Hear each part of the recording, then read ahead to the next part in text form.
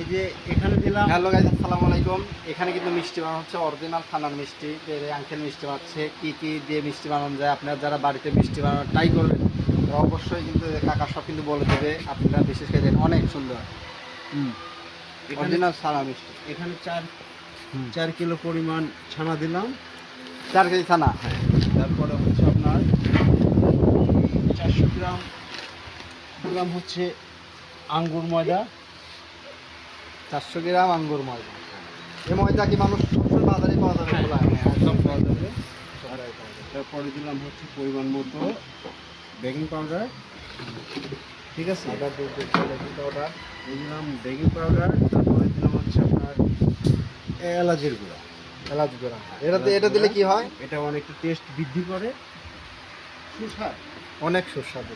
অনেক সুস্বাদু। মিষ্টির স্বাদ মিক্সড করে নিলাম ভালো করে মিক্সড করে নেওয়ার পরে এটাকে আবার দেখাও।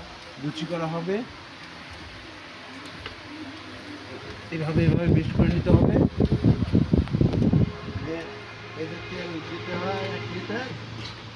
এখানে এই পাশেও কিন্তু মিষ্টি বানানো চলছে, ও পাশে কিন্তু মিষ্টির জাল চলছে, সব মিলেই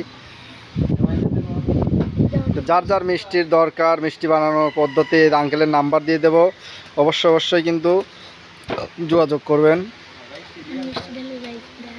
এই যে মিষ্টি কিন্তু ঢেলে দিচ্ছে, এখন মিষ্টি ডলা শেষ।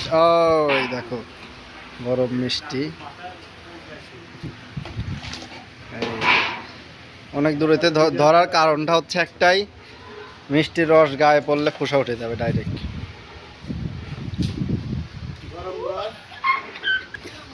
অলরেডি কিন্তু এক খোলা নামিয়ে ফেলছে, অনেক সুস্বাদু হয়েছে।